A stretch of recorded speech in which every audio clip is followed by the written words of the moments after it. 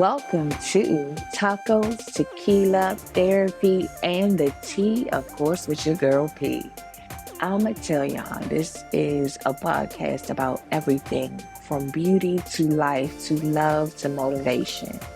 If you are looking for a little uplifting spirit or you need to know something about that beauty industry, you confused about what to do with your hair, you have come to the right place. Let's get to it. Join me on the Tea with P. All right. So on today's Tea with P, I have my wonderful, wonderful friend, Lorri King here with me. We are going to talk about today that hard subject that I feel like we don't get to talk about too often until it's like the bad stuff and not really before it gets to some of those situations that we've been seeing in the news and surprising situations with people. And today I just wanted to bring a professional on and talk about depression and recognizing that. What does that look like? How does it look in different people? And some ways we can possibly, and I don't even know if I want to use the word overcome it. Oh, now, Lori, what word should we use? Get through it? What could we say today? Hmm. I think conquer it is a good one because I think it is something that you do want to conquer. I think you can also overcome it. So I think either one of those words would be appropriate. So the viewers don't know how awesome you are. Okay, I'll Like tell I know how awesome you are. Because I mean, she is amazing in terms of energy, spirit, business. Like, absolutely love her. So tell us about yourself. So, I am a dual board certified family and psychiatric mental health nurse practitioner. I started out in nursing in 97 as a critical care nurse. I always knew I wanted to be in the medical field. I wasn't sure how, when, or where. And so I started in 97 as a registered nurse in the critical care. And then working in the ER, what I learned is a good portion of people that were coming into the ER were coming in for mental health related reasons. So, like one of the top reasons people go to the ER is chest pain. A good portion of those people were having chest pain not from cardiac origins, but from panic attacks and anxiety attacks. We had multiple people come in with suicide attempts. And so I was witnessing all this. So I knew I would wanted to go back to school to be a nurse practitioner. So I went back to school to become a family nurse practitioner, but I still needed more psychiatric mental health training. So I went back and got my psych mental health. And really, I found my calling. I'm passionate about helping people in marginalized communities with their mental health. That is my passion. You're always so passionate. She always helping me out. But what I find is that now I'm in a salon, right? And I'm seeing depression in very different ways, even in the salon. These people, when they come in, like my clients are like family, right? And sometimes the new guys come in and I'm seeing different things of it coming through the way that the hair looks, the lack of care. It could be, yeah, I haven't combed my hair in years. It could be them handling grief and not taking care of their hair.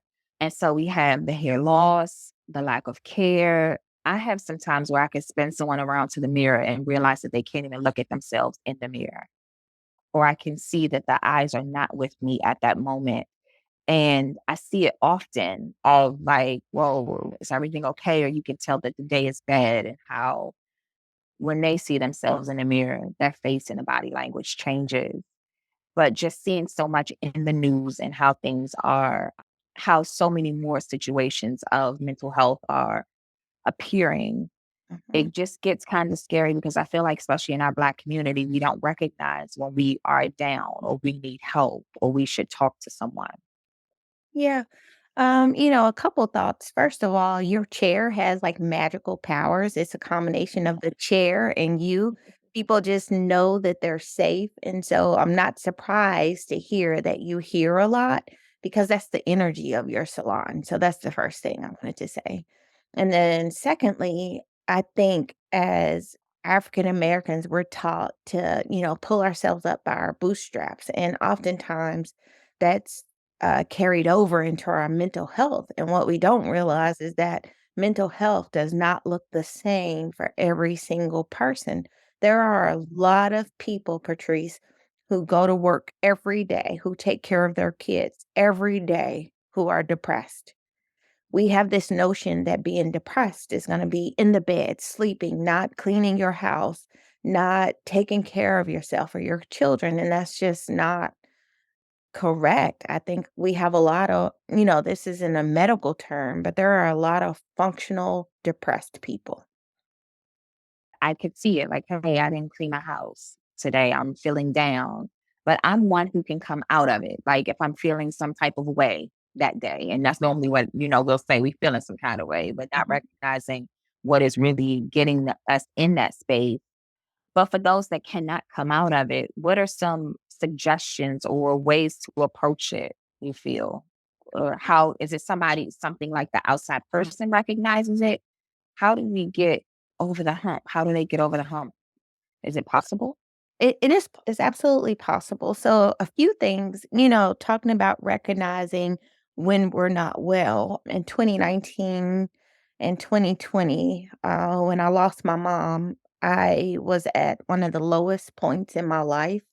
And I'm a mental health professional. Been doing this, I told you, since 2007 as a nurse practitioner. And for 7 months, I was going to work, and this is at the height of COVID. COVID had just started, so we were all at home. And I would literally see patients from 9 to 6. I would shut my laptop and I would get in the bed and repeat the next day. It felt like that 9, 10 hour workday, I had just run a marathon and I was exhausted, like exhausted. I had no more words to use. A few times I crawled to the bed. I was that exhausted. And then I asked myself, wait a minute, what if your patient, this was like 7 months in. It took me 7 months to recognize what was going on with me. But one day when I'm struggling to get from one room to another to get in the bed, what would you tell your patient? You would tell your patient you're depressed. Yeah, you're depressed. Well, I can't be depressed because I'm working every day. And I'm like, Lorri King, going to work does not mean that you're not depressed.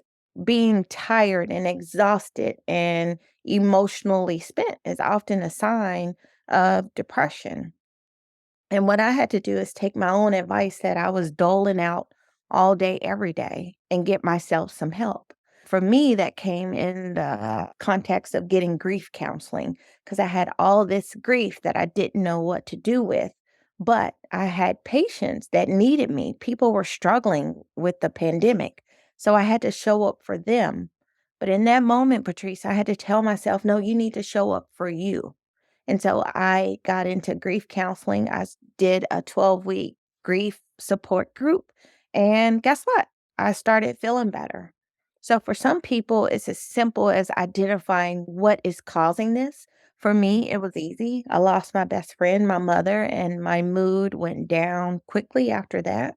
And for other people, counseling or grief support groups or whatever may not be enough. And we may have to try medicinal support. And that doesn't mean that you're weak. It doesn't mean that what all the personal things that we attach to mental health, it just means that your chemicals are off in that moment and you need a little help. What about those that feel like they will say, well, I don't want to become dependent on the medicine, or there's this, or the different side effects. Yeah, that's real. What I would tell you is you're not choosing between the side effects and nothing. What you're choosing between is the potential side effects and or the risk of cortisol. So when your mood is low and your anxiety is high, you're releasing a stress hormone into your body called cortisol. That's just as damaging, if not more damaging, than taking an antidepressant for a short period of time. Antidepressants, you don't become dependent on them. You can't become addicted to them. Once you stop taking them, guess what? They stop working. So you take them when you need them. And then once you're feeling better, for my patients, we're constantly reevaluating every 3 months, 6 months. Is the situation that caused this? Is it better? What's happening with that? And then we wean you off. So I would tell people that's a valid point, and I get it, and I understand African Americans' concern, especially with the mental health and medical community, but you're picking between that or cortisol, and cortisol is damaging in its own right. Wow, because we just so I mean, but you know, that's us. That's what we think. We think that we can pray it away. We think that if we just say a prayer, it'll get better. But we never really tackle what the main problem is as to why we are in the position of feeling what we are at the moment. Is it the grief? Could it be being overwhelmed? Could it be that we're feeling anxiety? And we just don't even communicate that because do you feel like sometimes we're just not honest with ourselves of saying, like, hey, I'm not having a good day because we always feel like we have to push through? I Is that do. what it is? I do, and I think that's what makes us us, and I think that's the beauty of us. But also, and I believe in the power of prayer, but I also believe that God puts certain people in your pathway to help you, right? And Mhm. I know for myself, I know that this is my calling. This is my purpose. And so maybe it's finding a person who aligns with your belief system that can help you. So when someone's looking for a person to help them with this, what are some things that you feel they should look for in a person to help them with this in their mental health journey? What are some things that I don't know, depending on the level of depression, is there something they should look for in a therapist or a medical professional that could help them to Yes. make them feel comfortable to consider? Yeah. So, when you're thinking about mental health, what do you want? Are you wanting someone that can do therapy? Then you would look for a therapist, a psychologist, a licensed clinical social worker. Are you thinking about medications? Then you would look for a psychiatrist or a psychiatric mental health nurse practitioner like myself. The biggest thing is fit. If you're not comfortable with that person, this person is going to be asking you some deep, dark stuff, your darkest secrets, what's bothering you to help you.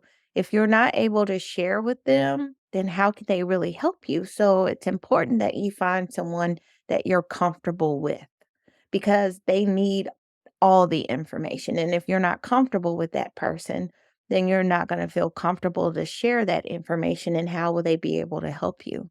So I would say the number one is fit, right? Mhm. And we know in the mental health field that a patient could come see us once and they may never come back. It's everyone is not for everyone. So don't be ashamed or scared to search around. We all know that it happens. I actually encourage it. I know that I'm not for everyone, and that's okay. So find someone that you fit with, someone that you feel comfortable with is key.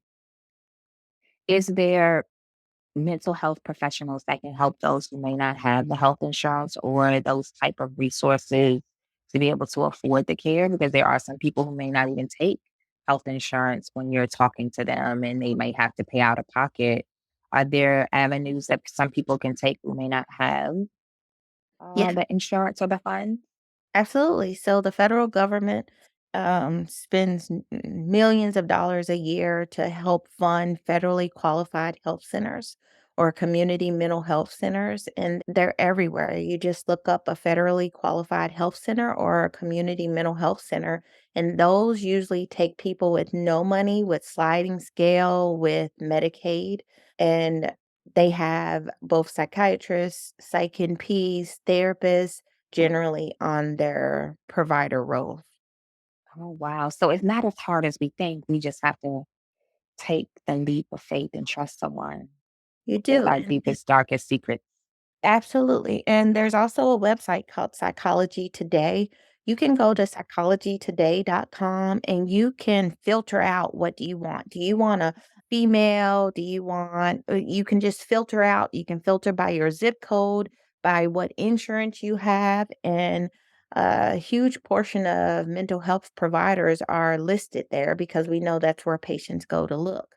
So I recommend psychologytoday.com as a place where you can find a provider. I will definitely keep that in mind when I'm in the chair because I'm connecting with people sometimes on a very personal level. And I take in a lot, but being a person like in a space and being able to see, like, hey, today is not a good day or things have not been good. It made me providing some of these things or suggestions of like, hey, trying to find someone and reach out because I take in a lot of it. I'm such an empath. So I'm exhausted at the end of the day because it's like, oh my gosh, I care for them. And it's not a bad thing, right? To me, it's not a bad thing because I do feel like my salon is a safe space and I'm glad. But sometimes my heart goes out and you want to be helpful, but maybe that's how I can go about it behind the chair if Yeah. I recognize something and seeing it. The one thing that I wanted to say, and I meant to say it earlier, is that while we look for a reason, sometimes there is just no reason why you feel sad, right? So Mhm. depression does not stop by the bank and check your account. It doesn't check with your significant other and make sure your relationship is healthy. It doesn't stop by anybody and check to see, is this a good time for me to help her feel depressed, right? Depression just shows up. You could have money in the bank, the best relationship, the best job. None of that matters. For some people who have a family history or genetics, you could feel depressed and everything is going well. Wow. So could it be hereditary? Oh, absolutely. Oh, absolutely. See, the thing is, though, for a lot of African Americans past 60 and plus, they did not seek mental health care like it is sought now. Yeah, So, they kept secrets. Everything was yeah, a where secret. everything was in secrets keep us sick, right? Mhm. But everybody knew somebody growing up that just wasn't right, Yeah. Just right? wasn't right would be the term. Yes. Yeah, you just Yes, wasn't. yes. Uncle Sam just wasn't right, right? Mhm. Uncle Yeah. Sam probably had something going on, but Uncle Sam, it just wasn't accepted back in those days. So, absolutely, heredity plays a huge part in depression, anxiety, ADHD, all of it. And if you look back and ask mother, grandmother, there's someone there that also dealt with depression. And then for some families, that's not their story. It could just be that this person is going through this experience or they're going through something, or maybe not. And that's why they're feeling depressed. But the big take home I want is that it's not something you did or didn't do, right? Depression is just like high blood pressure, right? When people notice their blood pressure is high, they run to the doctor to get blood pressure medicine. But when we're depressed, we don't seek out that care because we make it personal. It's something I didn't do, right? No, it's just like blood pressure. Blood pressure is in the heart, depression is in the mind. It's just a different location, right? We're the ones that add all the extra on it. Oh, well, I didn't pray hard enough. I didn't do this. I didn't do that, right? It's karma. I've heard it all. I was talking to a friend of mine and I was saying how sometimes it takes us a village. We Uh, always say it takes a village, but we don't realize that that village could be from your doctors. Because I was talking about it in reference to hair and also within our doctor and our body community. Like, so you have a cardiologist, you have an endocrinologist, you have a primary care, and it's taking that village to make sure the entire body and the entire system is functioning. But in that village is also your mental health professional that yeah, can help us out through this. There should be someone on that whole body team from head to toe that gets you right. And we yeah, don't think about that one part. We focus on lab work, but hey, you should have this person on your team and in your village. yeah. And unfortunately, there's no labs that tell us you're depressed, right? I can't draw Mhm. a tube of blood and say, oh, yeah, Patrice is depressed. But how's her mood? How's her energy? How's her worrying and intrusive thoughts? Is she thinking about the laying in bed and not sleeping well because she's replaying the whole day in her head over and over, right? Mhm. My heart goes out. I live across the Eastern Shore, and If I could tell you how many times we have traffic because the bridge is shut down from somebody trying to jump off the bridge. It happens more often than I ever knew happened. Do you think that's more since COVID? Well, see, my viewpoint may be a little bit skewed because I have only been living over here for 4 years. So I know the Okay. whole 4 years I've lived here, it has been that way. Wow. Holidays and summers seem to be worse. Does those holidays get pretty rough? Holidays get pretty rough. Oh, and it's such a topic that we really have to, I guess, continue to talk about, continue to create those safe spaces for people to have the conversations of when they're uncomfortable and things are not right. But I know that you are an amazing businesswoman yourself. So, for everybody who is listening, how can they find you? So I'm also on Psychology Today, but the name of my business is Abundant Life Mental Health and Wellness. And my tagline is I'm here to help you live your best life, right? So for some people, that means best life through medical support, so medication. For some patients that come see me are only on supplements. Like I don't write a prescription, they use supplements to help their mental health, whether that be ashwagandha or CBD, whatever. And then some patients just come to talk, right? It's a safe space. They can tell me what's holding them down or what's burdening them. And they don't have to worry about me picking up the phone and telling, because that's the other thing. When we pour out our secrets, we have to feel safe with that person that they're not going to run and tell someone else. Because you remember I said earlier, secrets keep us sick. So, is there a website for you? Because I Yeah. know that you're in the area of the whole, well, you're on the Maryland Eastern Shore, on that side of the bridge. But it's I not really Maryland Eastern Shore. That's more like that. Is it Kent Island? It's Eastern Shore. It's considered Eastern Shore. So, could someone in another area be able to connect with you if they were not Absolutely. down the street? Absolutely. So, of course, with COVID, telehealth has really expanded. So, I do offer telehealth services. I do think there is some benefit, though, to seeing each other in person. So, I am selective about who I have do telehealth, right? You have to have that connection. And sometimes it's hard to create that over the computer screen. But the name of my website is www.abundantlifementalhealthandwellness.com. Abundant Life Mental Health and it's spelled out AND wellness.com. Lori, thank you so much for sharing your knowledge, your energy, Yeah, and information on this today because it's such a tricky topic it these is. days. It is. And I will provide you with some resources so you can have those in your back pocket. Some hotline numbers, a few FQHCs across the bridge so that you can have that. Thank you so much. It's Mm, one of my favorite people ever, like No, ever, ever, no problem. Whatever I ever, got ever. ideas, and just remember that mental health is not a failure, something you didn't do, could have done. It's just a condition that needs to be treated, just like asthma, just like high blood pressure. And it's okay. And it's It's okay. okay. It's And it okay. is okay. Yeah, That is okay. Well, this is the episode of the Tea with P. Thank you for joining us. We'll talk to you soon. Thanks for listening to The Tea with P. You had options, but you chose to spend it with me, and I'm grateful. Join me for the next episode where who knows what tea we gonna be sipping on. See you next time on The Tea with P.